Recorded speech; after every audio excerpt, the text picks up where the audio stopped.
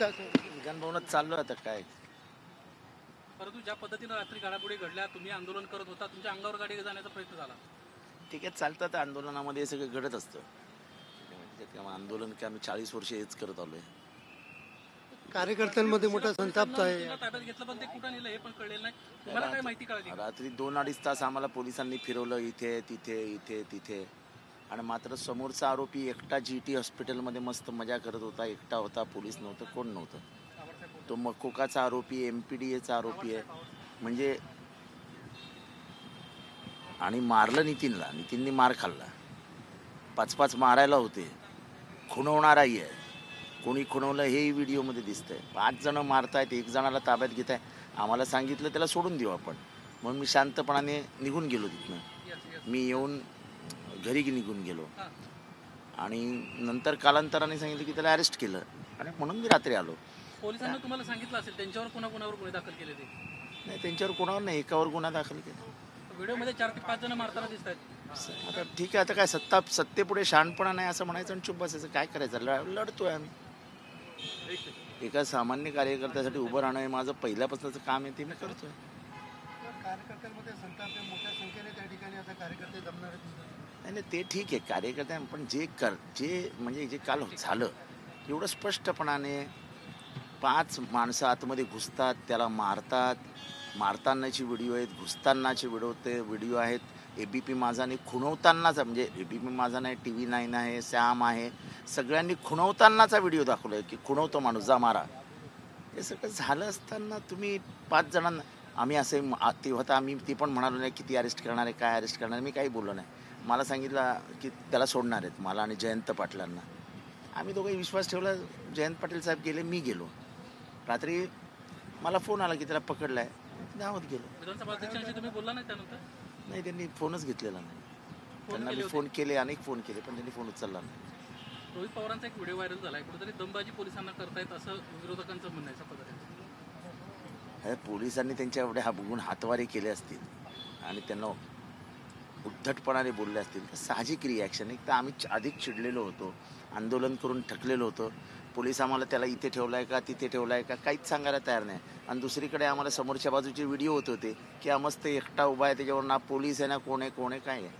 पडळकरांवरती गुन्हा दाखल करावा अशी मागणी कराल कुठेतरी होता असं का वाटतंय तुम्हाला? कारण गाडी ज्यावेळेस अंगावर गेली तुम्हाला कार्यकर्त्यांना बाजूला देखील घेतलं. नाही, अंगावर गेली म्हणजे काय, तो आंदोलनाचा प्रकार, जीवे मारण्याचं वगैरे काही हे नव्हतं. ठीक आहे, तेवढ्या आंदोलनामध्ये मी आक्रमक होतो, पोलिसांचं काम करायचं होतं, त्याच्यामुळे असं मी काही म्हणणार नाही.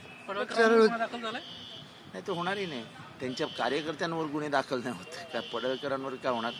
शरद पवारांवरती शरद पवारांना याबाबत माहिती दिली आहे, काय सूचना वगैरे? एवढं काय मोठं नाही आहे की मी शरद पवारांकडे जाऊन त्यांना माहिती देईन, काही गरज नाही.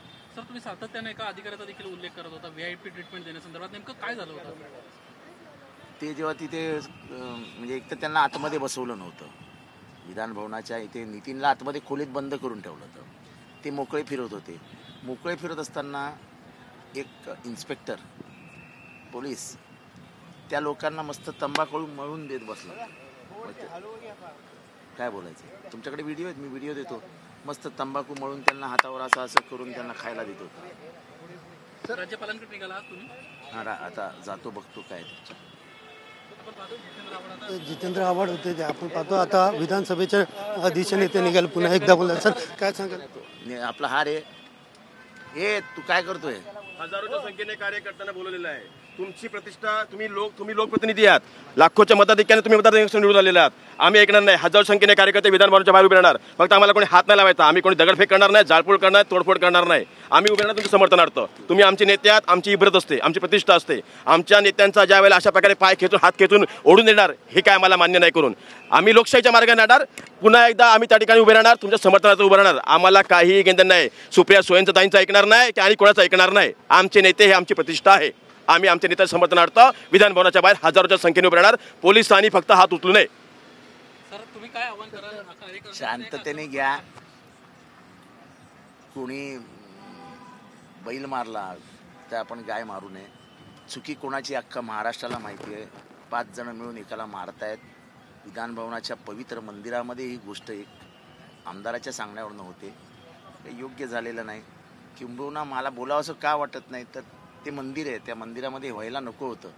त्या मंदिराची प्रतिष्ठा ही सर्वात जास्त आहे, सर्वात मोठी आहे, ती राखली गेली पाहिजे. काळा शर्ट घातला तुम्ही, काळा शर्ट घातला. नाही ते म्हणजे मिळाला तो घातला, मी गडबडीत निघालोय. 12 पेक्षा अधिक गुन्हे त्याच्यावरती आणि अशा व्यक्तीला तिकडं ठीक आहे, आता काय आहे बाबा, सत्ता आहे त्यांच्याकडे, सत्तेपुढे शहाणपण नाही असं आता फक्त मी वाचायचो, आता दिसायला लागलंय. तुम्हाला देखील जीवे मारण्याचा प्रयत्न होता का त्या पद्धतीने? ठीक आहे, आता काय कारण त्या व्हिडिओमध्ये दिसतात की पहिले ते बोलतात ते आणि त्यानंतर मग ही सगळी ऍक्शन होते. ते आता सगळं दिसतंय पण पोलिसांना दिसत नाही, त्याला आम्ही काय करायचं. सर, ऋषिकेश टकले असेल किंवा इतर जे 3 जण आहेत त्यांची तुम्ही माहिती घेतली का? नेमके कोण आहेत ते? एक खुनाचा आरोपी आहे, काय लथे का काहीतरी त्याचं नाव आहे, ह्याचं हा आहे. असे सगळे गुंडांची टोळी जमा करून त्यांना कुणवलं गेलं. ते नितीनच्या मागे गेले, नितीनला पकडला, मारला, त्याचे शर्ट खेचला, त्याला कानफडात मारल्या. हे सगळं टीव्हीवर बंद असताना त्यांनी प्रतिकार केलाच नाही. नंतर त्यांनी रागाच्या भरात तो काहीतरी बोलला असेल. शेवटी मार खाल्ल्यानंतर माणसाला वाईट वाटतं, त्याचं रिॲक्शन त्यांनी दिली असेल. त्याच्याबद्दल विधान भवनामध्ये हा जो आपला आपसातला वाद होता, तर अशा लोकांना पास दिले गेले. आता कोणी पास दिले, काय पेपर्स दिले तपासवा. नितीनला मी विचारलं, नितीनकडे पास होता. विधान भवनामध्ये आमदारांचे असे वाद होतात, मला अशा प्रकारची भूमिका घेणं योग्य? पर्यंत मी 30 वर्ष सभागृहात आहे, असा आमचे टोकाचे वाद झालेले आहेत. पण असं कधी बाहेरून आम्ही चहा पितो, परत टाळ्या देतो, एकमेकांना हसत खेळत सगळं वातावरण हे काय नवीनच सुरू झालंय. तुमचा एक व्हिडिओ व्हायरल झाला होता, त्याच्यामध्ये तुम्ही मंगळसूत्र चोर म्हणत होता आणि त्यामुळे कुठेतरी सुरुवात झाली असं म्हणणं आहे. असं आहे की आंदोलन करणं, घोषणा देणं हा आमचा अधिकार आहे विधान भवनावर. पण त्याच्या आधी काय झालेलं आहे कदाचित मी त्यावेळेस लोकांना सांगितलं नाही आणि काही जणांना सांगितलं, मी आपल्यालाही सांगितलं. मी गपचूप असा आतमध्ये येत असताना हा अर्बन नक्सलाईट मुसलमानांची बाजू घेतो आणि गाझाचा टी शर्ट घालून फिरतो, असं काहीतरी वैयक्तिक टीका टिप्पणी केली. त्याला मी ऐकलं आणि निघून गेलो.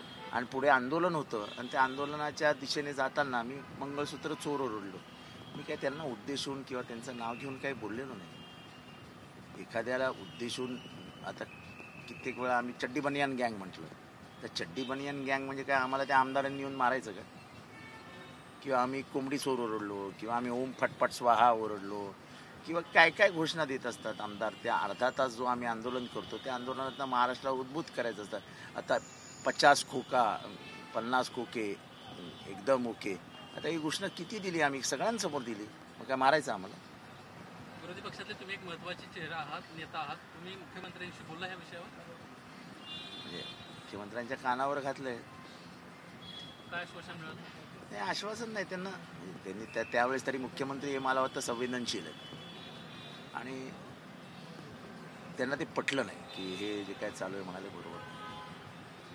मुख्यमंत्र्यांनी सकारात्मक भूमिका घेतली आणि मला फक्त कळलं नाही की नार्वेकर साहेबांनी आम्हाला सांगितलं सोडतो आणि अचानक निर्णय का फिरवला हे मला कळलेलं.